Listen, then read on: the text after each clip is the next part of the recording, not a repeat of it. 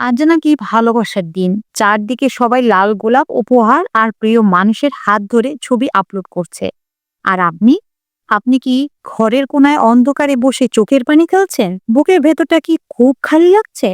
মনে হচ্ছে সবাই এত সুখে আছে, শুধু আমি কেন একা? আমার কপালে কেন ভালোবাসা জুটলো না? যাকে আপনি নিজের জীবনের চেয়েও বেশি ভালোবেসেছিলেন, আজ সে অন্য কারো।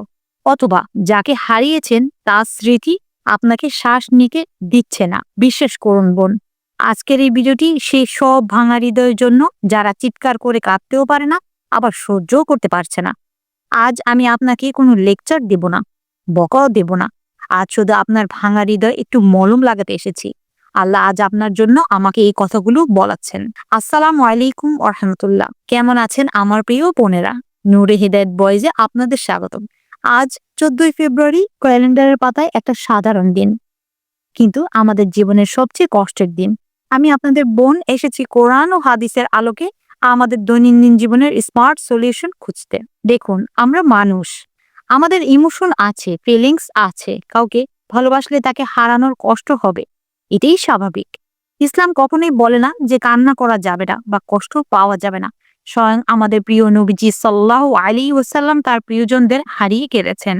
হযরত ইয়াকুব আলাইহিস সালাম তার ছেলে ইউসুফ আলাইসাল্লামের বিরহে কাঁদতে কাঁদতে চোখের দৃষ্টি হারিয়ে ফেলেছিলেন। তাই বোন, আপনার কান্না পাচ্ছে, কাঁদুন। জায়নামাজে বসে অঝরে কাঁদুন। এই কান্নাকে চেপে রাখবেন না।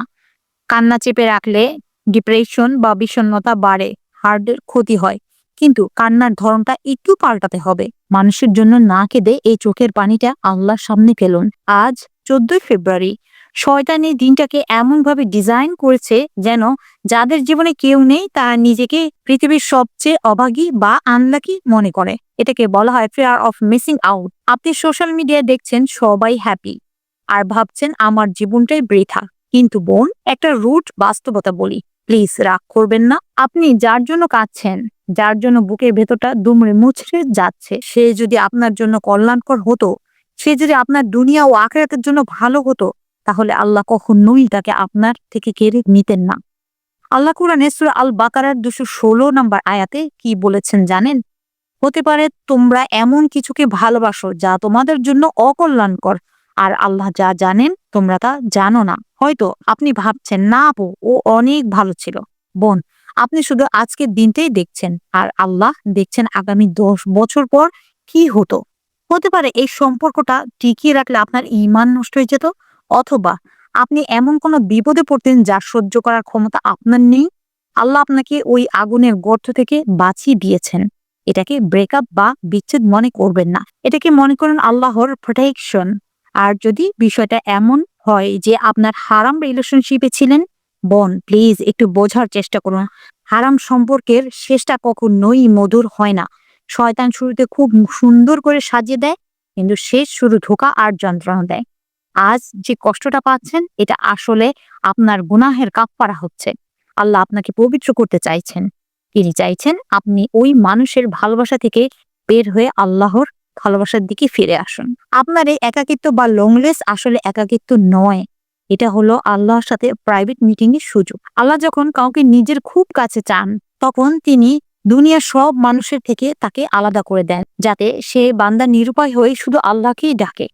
আপনি কি জানেন আল্লাহ সেই ভাঙা হৃদয়ে খুব কাছে থাকেন? হাদিসে কুদসিতে আছে, আল্লাহ বলেন, আমি ভাঙা হৃদয়কারীদের নিকটবর্তী। মনে রাখবেন, তার মানে এখন ঠিক এই মুহূর্তে যখন আপনার বুক ফেটে কান্না আসছে, আল্লাহ আপনার সবচেয়ে কাছে আছেন। এখন আপনি বলবেন, আপু আমি ভুলতে পারছি না, স্মৃতিগুলো আমাকে কুরে কুরে খাচ্ছে, আমি কিভাবে এই মেন্টাল ট্রমা থেকে বের হব? আপনাদের জন্য আজ 3টি শক্তিশালী আমল বা অ্যাকশন প্ল্যান দিচ্ছি। আজকের এই দিন থেকেই শুরু করুন। 1 নম্বরে ইয়া জাব্বার নামের জিকির। আল্লাহর একটি সুন্দর নাম হলো আল জাব্বার। এর অর্থ হলো যিনি ভাঙা জিনিস জোড়া লাগিয়ে দেন বা যিনি ক্ষতিপূরণ দেন। যখনই খুব কষ্ট লাগবে, বুকের ভেতর হাহাকার উঠবে, বুকে হাত দিয়ে চোখ বন্ধ করে পাঠ করবেন ইয়া জাব্বার, ইয়া জাব্বার, আর বলবেন, হে আল্লাহ, তুমি তো জাব্বার, আমার এই ভাঙা হৃদয়কে তুমি জোড়া লাগিয়ে দাও, আমার মনটাকে শান্ত করে দাও।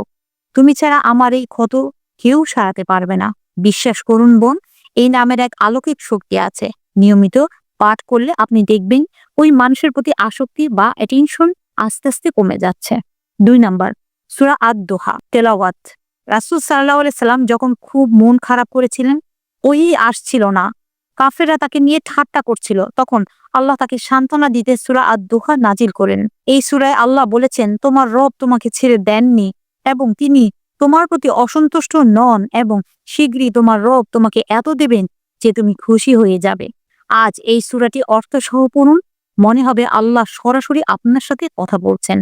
আপনার একাকিত্ব নিমিষেই দূর হয়ে যাবে। 3 নম্বরে সেজদার থেরাপি। আজকের দিনে ফোনটা অফ করে দিন।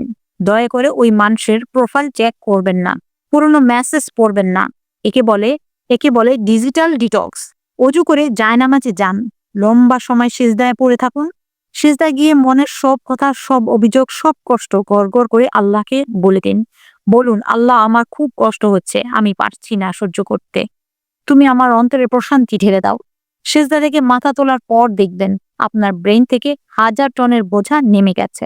বোন, মনে রাখবেন, দুনিয়ার মানুষ বেইমানি করতে পারে কিন্তু আল্লাহ কখনো বেইমানি করে না। আপনি মানুষের ভালোবাসা চেয়ে পাননি, এবার একটু আল্লাহর ভালোবাসা চেয়ে দেখুন।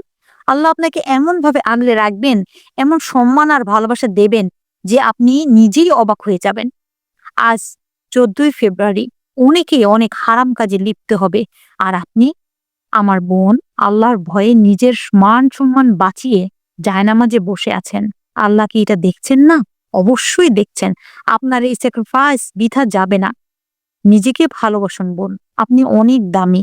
সস্তা মানুষের জন্য নিজের দামি চোখের পানি আর ফেলবেন না। যে আপনাকে ছেড়ে গেছে সে আপনাকে ডিজার্ভ করে না। আল্লাহ আপনার জন্য উত্তম কাউকে বা উত্তম কিছু তুলে রেখেছেন। শুধু একটু সবর বা ধৈর্য ধরুন। ভিডিওটি শেষ করার আগে আপনাদের একটা কাজ দিচ্ছি। আজ কিন্তু শয়তান খুব চেষ্টা করবে আপনাকে দিয়ে পুরনো মানুষকে টেক্সট বা কল দেওয়ানোর। প্লিজ এই ভুলটা করবেন না। নিজেকে শক্ত রাখুন। আজকের কমেন্ট বক্সে একটা শপথ নিন, দেখুন, আল্লাহ আপনি আমার জন্য যথেষ্ট। হাসবুনাল্লাহু নি'মাল ওয়াকিল।